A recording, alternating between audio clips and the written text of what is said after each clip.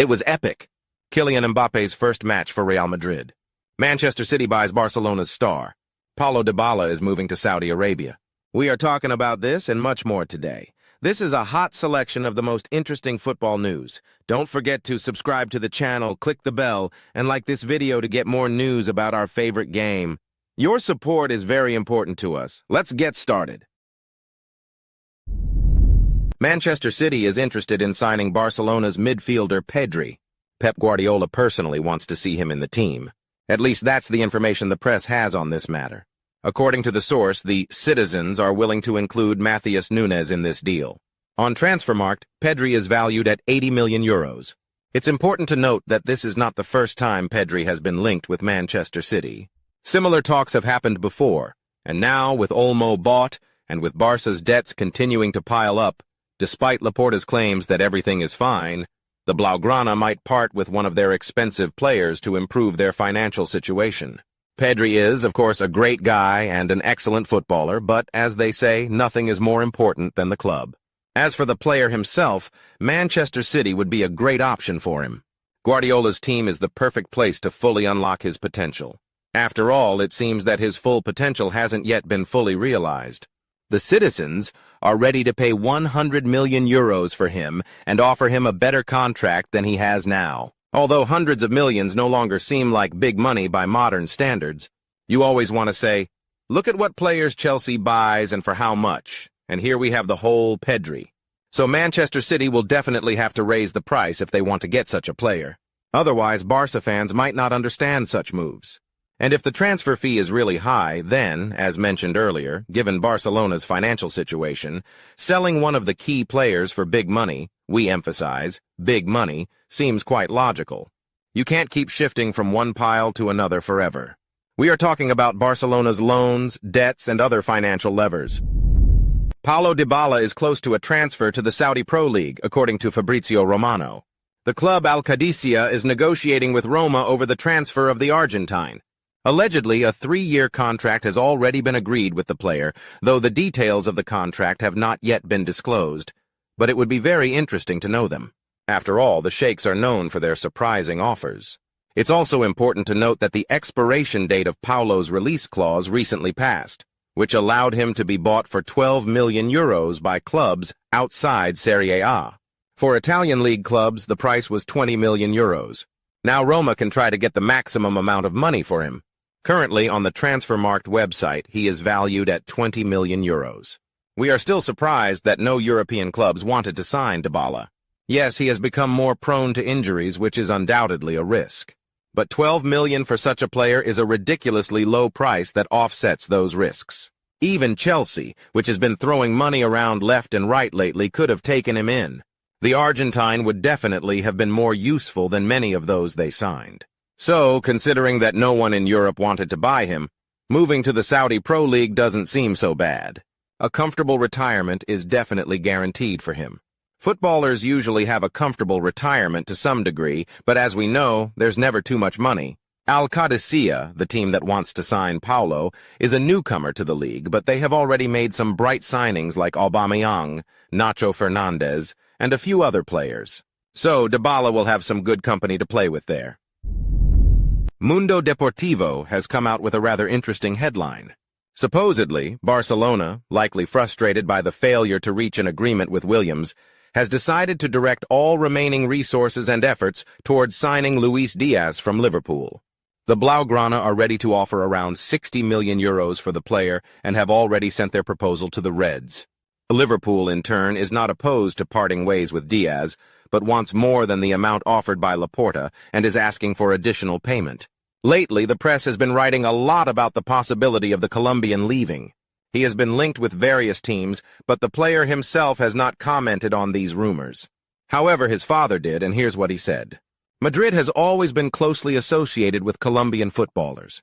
We thought that when Díaz left Porto, he would follow one of two paths. We didn't know whether he would go to the Santiago Bernabeu, considering the good relations between the clubs after Pepe's transfer, or to the Metropolitano, following Falcao's path.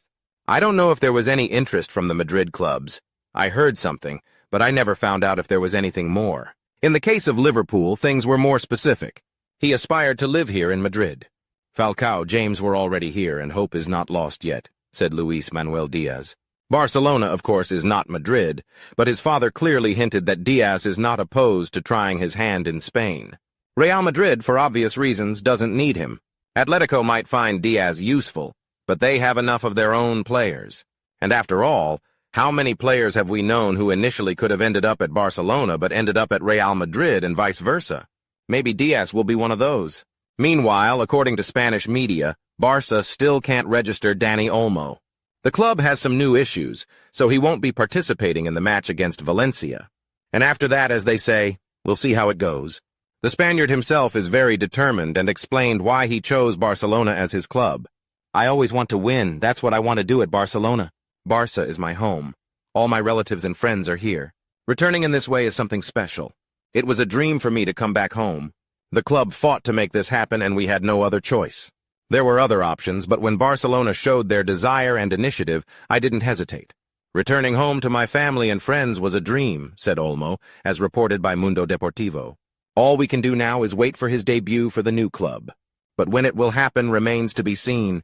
To make sure you don't miss anything, subscribe to our channel and hit the bell icon, and then you'll be up to date with all the news from all corners of the football universe. And while you do that, we'll keep going. Everyone was wondering how Real Madrid would play after Kylian Mbappe's transfer. Even Gianpiero Gasperini, before the UEFA Super Cup match, said that Carlo Ancelotti had quite a puzzle to solve. I have the advantage of not being able to make a mistake in my lineup. Carlo will have a lot more problems with that. It's hard to say which characteristics to focus on. It's unknown who will play and who won't. I hope the best players will come out because only in a battle with the strongest can you gain maximum respect. And indeed, the best players did take the field. Ancelotti didn't try to reinvent the wheel and simply sent his guys out to play in the classic 4-3-3 formation. Mbappé played as a central forward. Yes, it's not the optimal position for him, but they couldn't sacrifice Vinícius, who, by the way, delivered another powerful performance yesterday. And it looks like Mbappé will continue to learn to play as a striker until he fully transforms into the number 9 he wears on his back. The Ronaldo path, no less. Of course, Real's game is still far from balanced. Vinícius dropping deep to collect the ball isn't ideal. Valverde, as always, carried the weight for everyone. The Uruguayan Conte was everywhere and even scored a goal. Without any jokes, he could be Real's key player in the coming years, no matter what Mbappé and Vinícius do. Without a workhorse who can cover for 3 players, the Merengues will struggle. Ancelotti's preparation for Gasperini's team was impressive. The Bergamaschi are known for their man-to-man pressing. Just remember their recent matches against Liverpool and Bayern. Ancelotti confused Gasperini's guys as much as he could. The fullbacks turned into center-backs when in possession, while the central defenders pushed forward. In attack, Papa Carlo trusted his players. Mbappé, Vinícius, and Rodrygo swapped positions at will. By the way, Rodrygo looked worse than his partners. There's a good chance this will happen more often. In the second half, Ancelotti also freed up Bellingham, who was more occupied with defensive duties in the first half and cautiously moved forward. Jude then shone on the pitch and took home the MVP award. Real's game is still raw, but the coach's early notes are already visible. Nothing complicated, everything is as expected. Papa Carlo, like no one else, understands that there's power in simplicity. Overall, Real Madrid calmly took the UEFA Super Cup, only getting nervous in the first half. Even Courtois had to step up once, so much so that it reminded us of the Champions League final against Liverpool, which will continue to haunt me and Jurgen Klopp in our nightmares. Atalanta held off the Blancos with their pressing, which worked well for the first 60 minutes. In the second half, as I mentioned earlier, Carlo Ancelotti freed up Bellingham and made the game more open. Real took advantage of their chances while Atalanta did not. This can be explained quite simply. Gasperini had a crazy preseason where the Italian pushed his players to the limit. And by the 60th minute, they simply ran out of steam. And the same old canary started singing again that Real has no equals in finals. And now, especially with Mbappé, who always performs at the highest level in finals. Yesterday, we witnessed a new era for Madrid. Mbappé's debut and immediately a goal. And all thanks to the smart movement of Donatello. In a quick attack, Mbappé accelerated and waved to Rodrygo asking for a cross, but he preferred to pass to Vini. Mbappé had to position himself for the second phase, but then Vinícius either didn't see him or didn't dare to pass.